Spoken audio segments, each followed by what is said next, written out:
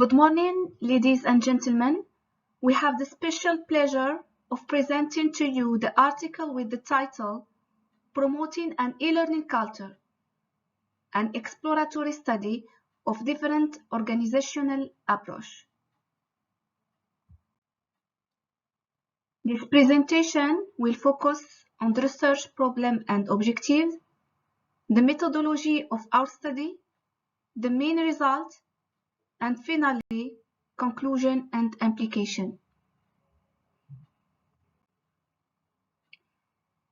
Investing in human capital represents a substantial lever for meeting organization challenges.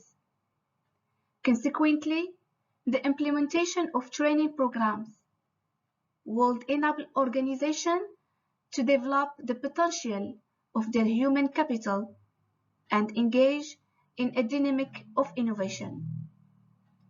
However, in an increasingly connected world, it's a time for private and public organizations to embrace digital transformation. This is the case for public and private organizations, where the advent of information and communication technologies has completely overturned their managerial context and human capital management practices. Training is one of the practices that should be part of this movement and adopt a strategy of continuous inversion. Organizations are being encouraged to take advantage of this new training and learning tools and methods using e-learning. On the other hand, following the example of several countries around the world, Morocco has adopted multiple digital plans, such as the Morocco Numeric Strategy in 2009 and the Morocco Digital Strategy in 2020. These programs aim to make the country a regional and continental technology hub. This ambition required the involvement of all stakeholders, notably company and public organizations. However, according to the results of the latest e-learning barometer in Morocco in 2012, the level of e-learning integration by companies is low, representing only 18% of professional training practices. This means that the e-learning culture is not sufficiently inculcated as a training method in Moroccan organizations. From this perspective, our research question is, how can we promote an e-learning culture in Moroccan organizations? Consequently, our research work aims to find out why Moroccan organizations are adopting e-learning and what difficulties there are in culturing. Similarly, to understand the practices and measures that can help embed the e-learning culture in Moroccan organizations.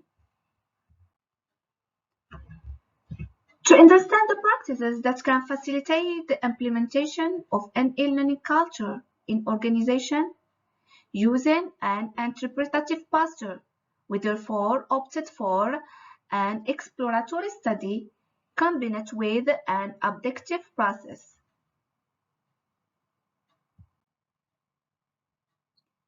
The collection of materials in the field was carried out using a qualitative study via individual semi-directive interviews to identify the testimonies and experiences of human resources managers for 12 Moroccan organizations that had introduced e-learning as a training method of their human resources. Semantic saturation criterion determined the number of respondents. At this stage, We draw up an interview guide based on 4 themes to be explored with interviewees. The 12 interviews were fully recorded and transcribed, and the thematic content analysis was carried out using in vivo software. The dictionary of themes used to code the interviews was constructed by going back and forth between theory and the field.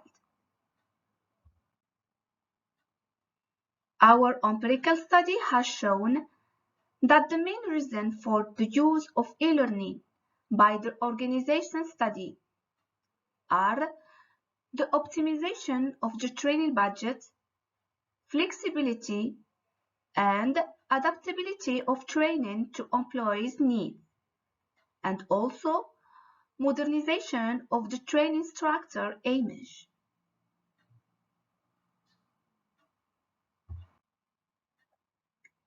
Some of the human resources manager interviewed stated that the introduction of e-learning in their organization had taken place without any major difficulties.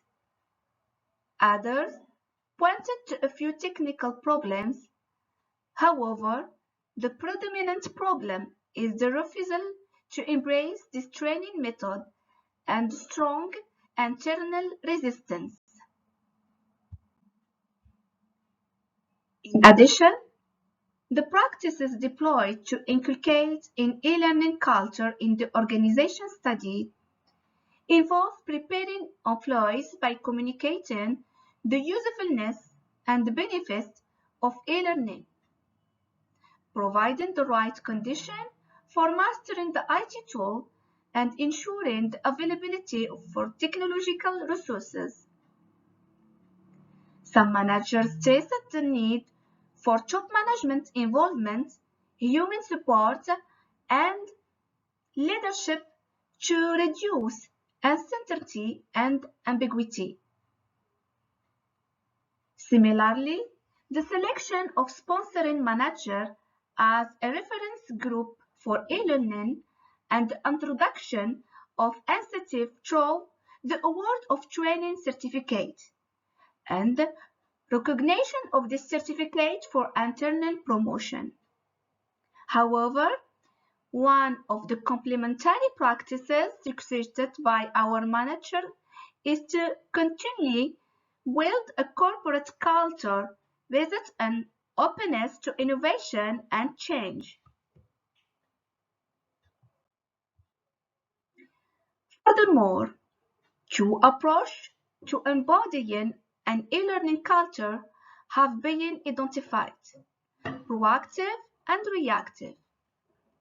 The first concern organizations that have anticipated the risk and planned the introduction of e-learning with practices in place to avoid the shock. The second is for organizations that introduce e-learning without any prior measure and only reacted after the difficulties has arisen. Finally, our research aimed to discover the practices introduced by Moroccan organizations to promote an e-learning culture. To do this, we conducted 12 semi-structured interviews with human resources managers. We identified practices linked to the preparation and communication of e-learning. We also looked at their approach to embodying the e-learning culture, the proactive and reactive approach. The present research contributes to shedding light on the analysis of practices to be adapted to foster an e-learning culture in Moroccan organizations. Consequently, the focus should be on promoting the ease of use of e-learning and on employees' perception of its usefulness. These results are in line with the principle of Davis' technology acceptance model, which argues that perceived ease of use and perceived usefulness determine an individual intention to use a system. In addition, communication is a key lever for supporting and preparing employees for this change. This has been advocated by researchers such as Balogun and OTC.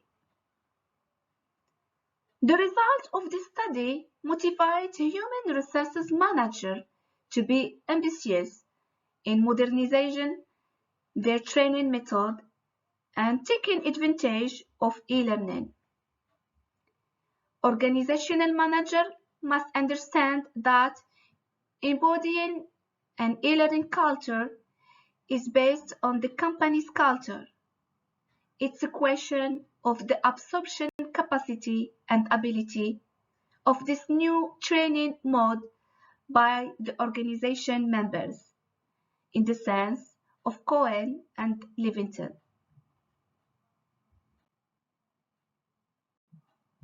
Thank you very much for your attention.